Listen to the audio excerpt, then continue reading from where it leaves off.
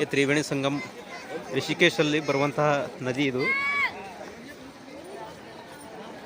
ರುದ್ರಪ್ರಯಾಗ್, ಅಲಕಾನಂದ ನದಿ ಇವೆಲ್ಲನೂ ಸೇರಿ ಈ ರಿಷಿಕೇಶನ್ನು ತಲುಪುತ್ತೆ. ಇದಕ್ಕೆ ತ್ರಿವೇಣಿ ಸಂಗಮ ಅಂತ ಕರೀತಾರೆ.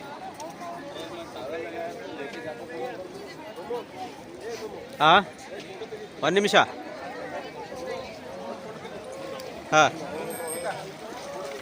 ಹಾಗೆ ಒಂದು ಮೂರ್ತಿ ಕೂಡ ಇಟ್ಟಿದ್ದಾರೆ ಇಲ್ಲಿ.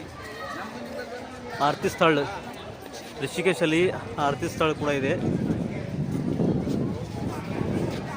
ಇಲ್ಲಿ ಸಾಯಂಕಾಲ ಆರತಿ ಕೂಡ ಮಾಡ್ತಾರೆ. ಇಲ್ಲಿ ಸೂರ್ಯದೇವನ ರಥ ತಗೊಂಡು ಹೋಗೋದನ್ನು ಗಮನಿಸಬಹುದು ನಾವು ರಿಷಿಕೇಶಲ್ಲಿ. वजन चेक करने का 2 रुपया. ಎಷ್ಟಿದೆ ರವಿ ನಿಂದು? ಹಾಂ ನೋಡ್ರಿ ರವಿ 70 ಕಿಲೋ ಬಂದದ. ರಿಷಿಕೇಶ್ ಧಾಮ್ನ ಒಂದು ಲೋಗೋನ ಮಾಡಿಟ್ಟಿದ್ದಾರೆ. ಐ ಲವ್ ಮಾ ಗಂಗಾ ಅಂತ ಮಾಡಿಟ್ಟಿದ್ದಾರೆ. ಅಲ್ಲಿ ಪತಿ ಪತ್ನಿ ಕೂಡ ಒಂದು ತಮ್ಮ ಫೋಟೋಗಳನ್ನು ಇಳಿಸ್ಕೊತಾ ಇದ್ದಾರೆ, ನೋಡಬಹುದು.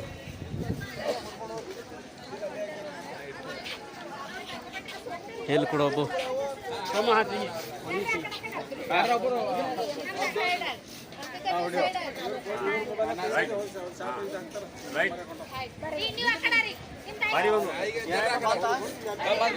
ದೇಶದಲ್ಲಿ ಬರುವಂತಹ ಒಂದು ಮರ ನೋಡಿದ್ರೆ ಆ ಮರದಲ್ಲಿ 3 ಬರ್ತವೆ. ಒಂದು ಒಳ್ಳೆ ಮರ, ಒಂದು ಪತ್ರಿ ಮರ, ಆಲದ ಮರ, 3 ಸಂಗಮವಾಗಿ ಕೂಡಿರುವಂಥ ಇದು ನೋಡ್ಬೋದು. ಭಾರತ್ ಮಂದಿರ ಅಂತ ಇದಕ್ಕೆ ಕರೀತಾರೆ. ರಿಷಿಕೇಶದಲ್ಲಿ ಬರುತ್ತಾ ನಾರಾಯಣ ಭಗವಾನ್ ಸ್ಥಳ ಚೆನ್ನಾಗಿದೆ ನೋಡೋದಕ್ಕೆ.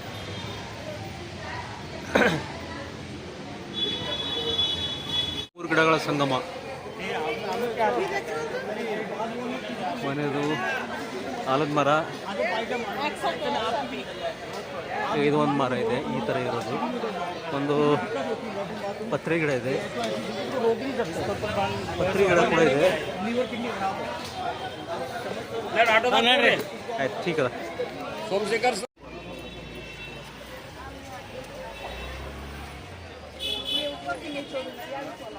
उत्तराखंड सरकार स्वागत करता है. ಈ ಬ್ರಿಡ್ಜ್ ನೋಡ್ಬೋದು, ರಾಮ್ ಝೂಲಾ ಅಂತಾರೆ ಇದನ್ನು. ಯಾವ ಥರ ಇದು ಗಂಗಾ ನದಿಯ ಮೇಲೆ ಇದು ಬರುತ್ತದೆ. ಓ ಆಟ ಆಡೋಕ್ಕೆ ಚೆನ್ನಾಗಿದಲ್ಲ, ಆಟ ಆಡೋಕ್ಕೆ ಚೆನ್ನಾಗಿದೆ ನೋಡು.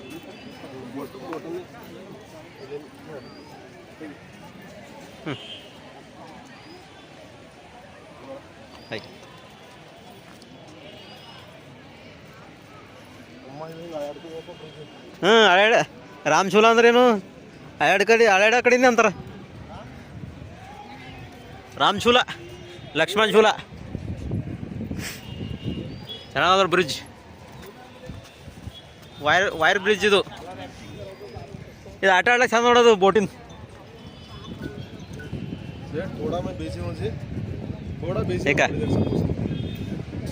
ಓಹೋ, ಇದು ಈಗ ಇಂಥದ್ದು ಆಟ ಆಡಿಸಿಲ್ಲ ಮಗ.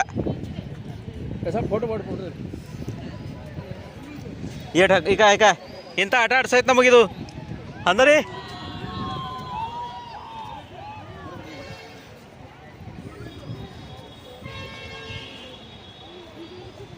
ನಮಗಿದು ಆಟ ಆಡ್ಸೈತಿ ಈಗ.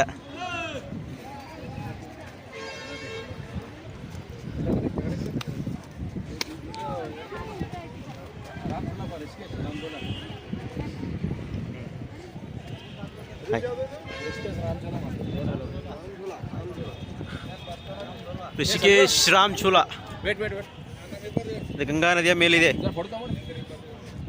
ಆ ಕಡೆಯಿಂದ ಈ ಕಡೆ ಹೋಗೋಕ್ಕೆ ಸ್ಥಳ ಇದು. ರಿಷಿಕೇಶದಲ್ಲಿ ಬರುವಂತಹ ರಾಮ್ ಝೂಲಾ ಅಂತ. ಈ ರಾಮ್ ಝೂಲಾ ಒಂದು ದಡದಿಂದ ಮತ್ತೊಂದು ದಡಕ್ಕೆ ಸೇರುವಂಥ ಬ್ರಿಡ್ಜು. ಈ ಬ್ರಿಡ್ಜು ತೊಟ್ಟಿಲ್ ಥರ ಆಡುತ್ತೆ, ಚೆನ್ನಾಗಿದೆ, ಚೆನ್ನಾಗಿ ಮಾಡಿದ್ದಾರೆ. ಗಂಗಾ ನದಿಯ ಮೇಲೆ ಇದನ್ನು ನಿರ್ಮಿಸಿದ್ದಾರೆ, ಚೆನ್ನಾಗಿದೆ, ಆಡಾಡ್ತಾ ಇದೆ. ನೋಡ್ಬೋದು ಅದನ್ನು ನಾವು ಕೂಡ. ಸುತ್ತಮುತ್ತಲೂ ಗುಡ್ಡಗಾಡುಗಳಿದ್ದಾವೆ, ಮನೆಗಳಿದ್ದಾವೆ, ನೋಡಬಹುದು. ಗಂಗಾ ನದಿಯ ದಡದಲ್ಲಿ ಸಂಜೆ ಹೊತ್ತು ಕೂಡ ಗಂಗಾ ಆರತಿ ಕೂಡ ನಡೆಯುತ್ತಂತೆ ಇಲ್ಲಿ. ಆದರೆ ನಾವು ಮಾರ್ನಿಂಗ್ ಬಂದಿದ್ದೀವಿ, ಸಂಜೆ ಹೊರಗೆ ಇರುವುದಿಲ್ಲ, ಅದೊಂದೊಂದು ಮಿಸ್ ಆಗುತ್ತೆ ನಮಗೆ. ಪರವಾಗಿಲ್ಲ, ನೋಡ್ಬೋದು ಇದು ಗಂಗಾ ನದಿಯ.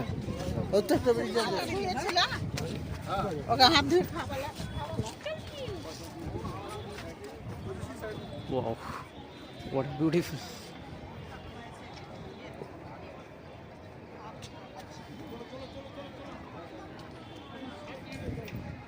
Beautiful, beautiful.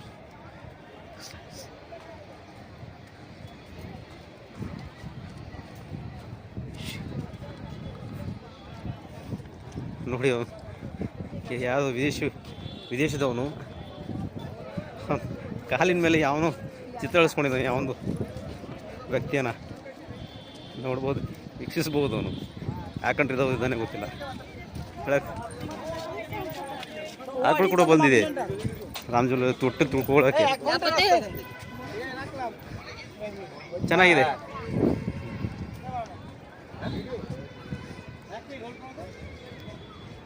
ನೋಡಬಹುದು ಸರಿಯಾಗಿ.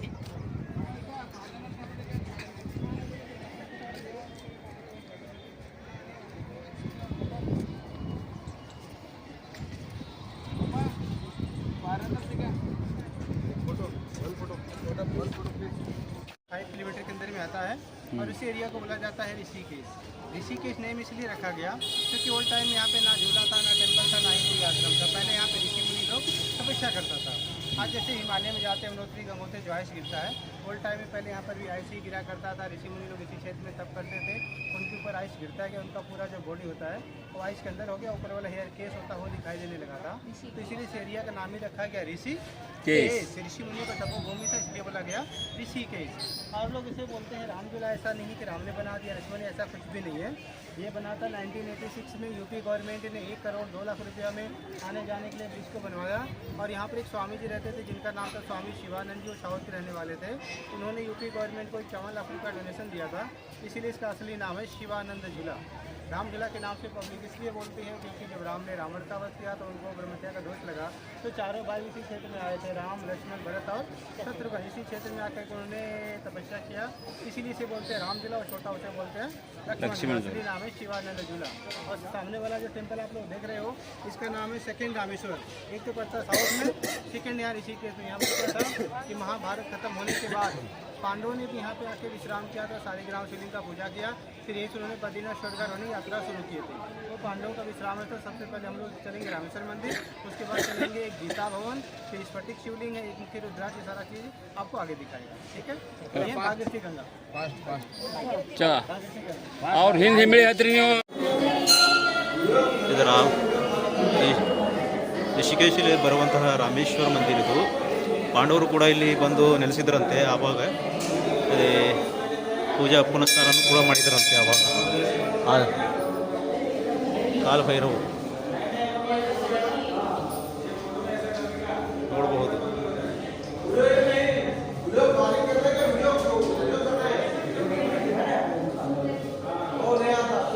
ನಂದಿ ಮಹಾರಾಜ್ ನೋಡಬಹುದು.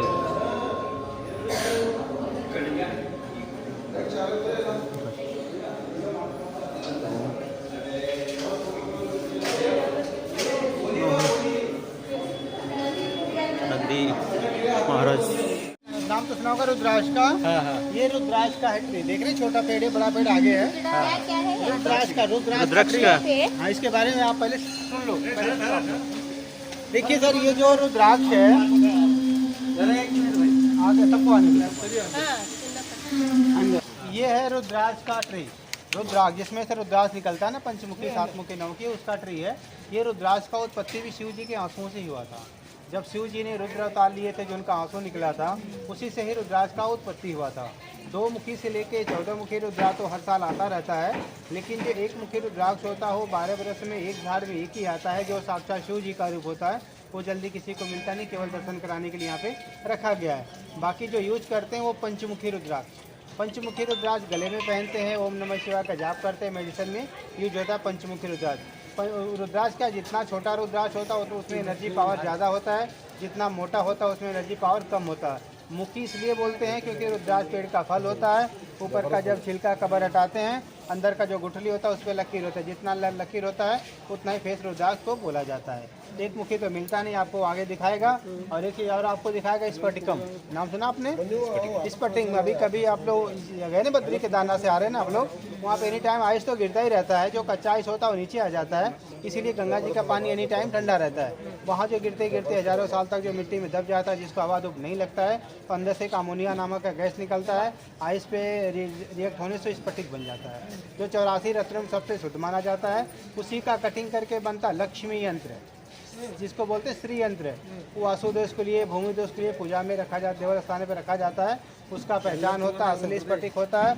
आपस में रब करेंगे तो स्पार्क आता है, चिंगारी निकलता है, वही रियल स्फटिक होता है। स्फटिक शिवलिंग, एक मुख्य रुद्राक्ष आपको आगे दिखाएंगे, फिर आप ले चलेंगे गीता भवन। ठीक है, वो लिंग का एक ये शालिग्राम शिवलिंग, नंदी एक तरफ है ना? हाँ एक ही तरफ तो होता है। नहीं नहीं नहीं, यहाँ पे वो बाजू में है, फेस के सामने रहता है, साइड में के पीछे। यहाँ पर क्या है ना, जब पांडवों ने विश्राम किया तो उसी समय को स्थापना है। वो पहले छोटा था, पहले जंगल रहा करता था। वो नहीं बोले, हाँ। नंदी एक तरफ है, अपोजिट साइड है। सामने रहता है कभी भी। हाँ, अपोजिट साइड है। नंदी इधर है, वैसा कैसे? अब जैसे इसमें गेट है ना, कितने 5 गेट है ना, तो उसी हिसाब से इसका कोई जैसे हवन होता लोग करते हैं, तो उनको एक साइड में यहाँ पे ऑनलाइन हवन भी होता है ना, तो वो उसी हिसाब से उनको रखा गया है। इसका कोई अलग कारण नहीं। ಕಾಲಿಂದಲೇ ಪೆಂಡಿಂಗು.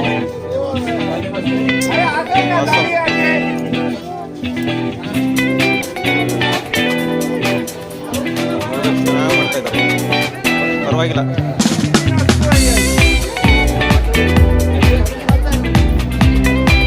ಇಲ್ಲಿ ಬರುವಂತಹ ಮತ್ತೊಂದು ಗೀತಾ ಭವನ, ಕೃಷ್ಣ ಒಂದೇ ಜಗದ್ಗುರುಂ.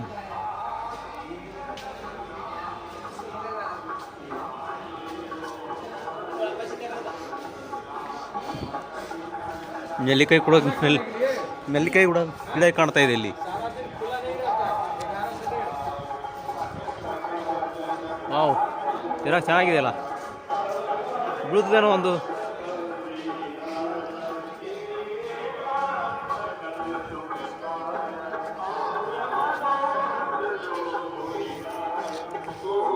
ಋಷಿಕೇಶದಲ್ಲಿ ಬರುವಂಥ ಸ್ಥಳ ಗೀತಾ ಮಂದಿರ್.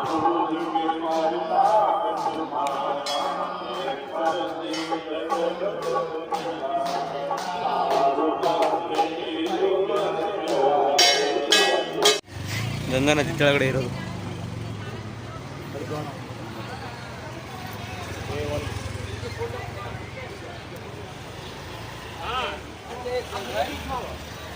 हाँ हाँ, बाइक के ऊपर आगे चलो, आगे चलो।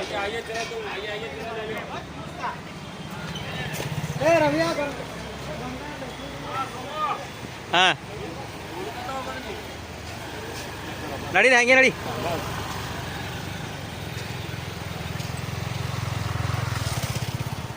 ರಾಮಚೂಲ, ಋಷಿಕೇಶ್, ಕೆಳಗಡೆ ಗಂಗಾ ನದಿ ಹರಿತಾ ಇದೆ, ನೋಡಬಹುದು. ತಾರಿಂದ ಕಟ್ಟಿದ್ದಾರೆ, ಇದು ಜಸ್ಟ್ ಅಳೆಡುತ್ತೆ ಇದು. ರಾಮ್ ಝೂಲ, ಲಕ್ಷ್ಮಣ್ ಝೂಲ ಅಲ್ಲಿದೆ ನೋಡಿ. ನಾವು ಬಂದಿದ್ದ ಪ್ಲೇಸ್ ಇವಾಗ ಲಕ್ಷ್ಮಣ್ ಝೂಲ. ಸೂಪರ್ ಬೆಹತರೀನ್ ಇದೆ ನೋಡೋಕ್ಕೆ.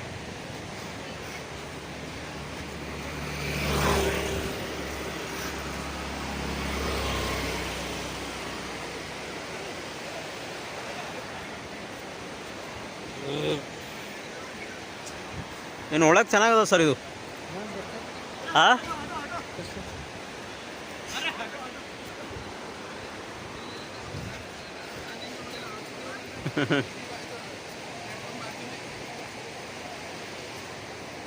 ठीक है.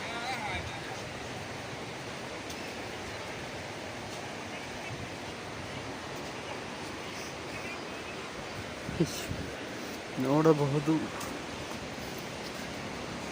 ಗಂಗಾ ನದಿ ದಾಟಕ್ಕೆ ಚೆನ್ನಾಗಿದೆ ಇದು. ಬಟ್ ಇದು ಪರ್ಮನೆಂಟ್ ಇರ್ತದೆ ಸರ್, ಇದು ಚೆನ್ನಾಗಿದೆ, ಪರವಾಗಿಲ್ಲ. जानकी झूला, जानकी झूला, राम झूला, जानकी झूला, जानकी झूला. ಸಾರಿ, ಇಲ್ಲಿವರೆಗೆ ನಾನು ಲಕ್ಷ್ಮಣ झूला ಅಂದ್ಕೊಂಡೆ, ಅಲ್ಲಿ जानकी झूला ಚೆನ್ನಾಗಿದೆ.